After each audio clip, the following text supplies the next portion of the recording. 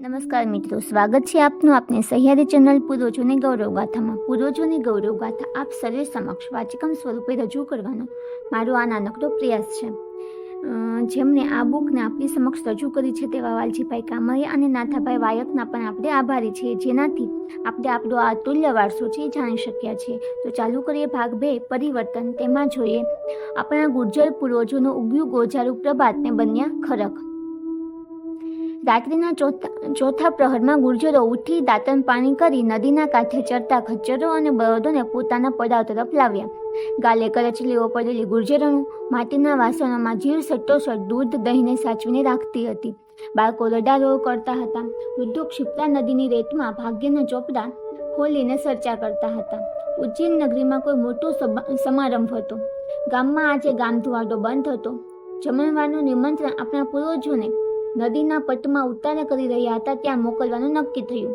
મદોન્મત 5 જુવાનિયાઓ નદીના પટમાં આરોટતા અર્ધનગ્ન બાળકો અને બથમાં રાખેલા દફણા સાથેના વૃદ્ધો, ઘરવખરી લાદતા પગપાળા વંજારા, જેના માથાના વાળ વિખરાયેલા છે, કપાળમાં કરસલીઓ પડી ગઈ છે એવી ગુર્જરાણો અને ડૂબરા થાકેલા ગુર્જર પુરુષો પાસે આવીને જાણે આ વંજારાની ગરીબીની મજાક કરતા હોય તેમ આ લક્ષ્મીપુત્રો પોતાની સંપત્તિના નશામાં તિરસ્કારપૂર્ણ ભાવે જમવાનું નોતરું આપતા બોલ્યા કે ઓ અલ્યા ખરહંકા, તમોને સહુ કુટુંબ બપોરના જમવા આવવાનું છે તો આવજો.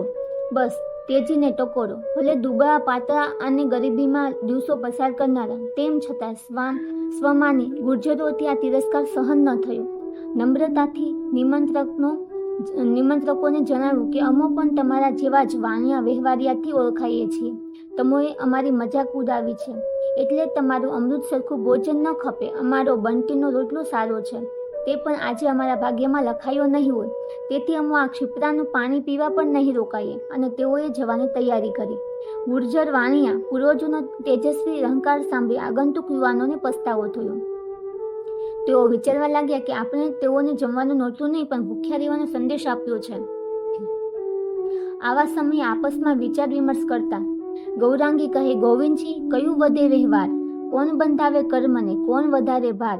ત્યારે ગોવિંદ કહે, ગુર્જરીએ કમાણી કળાનો મુખ, વિકૃતિએ વ્યાજ કરીને નશો નાશનું મૂળ. સતી ગુર્જરણોનો ઉજ્જૈન યુવાન નાગરિકોને શ્રાપ. અપમાનિત થયેલી સમૂહની તેજસ્વી ગુર્જરણો ક્રોધે ભરાણી અને નિમંત્રક યુવાનોને સંબોધીને કહેવા લાગે કે હે વ્યાજખોર વણિક પુત્રો, તમારે અમને જમાડવાના હતા મીઠા ભોજન, તેના બદલે અવિવેકપૂર્ણ વાણી બોલીને અમારા શુકલ પાકલ રોટલાનો પણ ત્યાગ કરાવ્યો અને તેઓની જીભેથી શ્રાપ નીકળી પડ્યો. જેવી દશા આજ એવી જ તમારી આવશે. લોભે જશે લાજ, આંખો થશે અખામણી, કામ બળ કપરું થશે, વણિક વ્યાજે વંશજો જશે મભોને માન, શ્રીમંતાઈ ચાલી જશે. કાળ અમારો જાય પણ કેરી તમારી દઈ જશે.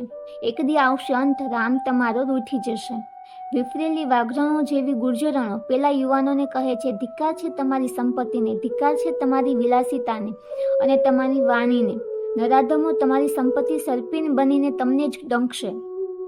નિમંત્રક યુવાનો પસ્તાયા અને નિરાશ થઈને ભારે પગે પાછા ફર્યા. વડીલોને વિગતે શરમથી ઝૂકીને વાત કરી કે વટે માર્ગો વણજારાઓ નોતરાનો અસ્વીકાર કરીને ચાલતા થયા છે. ક્ષિપ્રા નદીનું પાણી પણ ત્યાગી દીધું છે અને ક્રોધિત નારીઓએ અમોને શ્રાપ આપ્યો છે.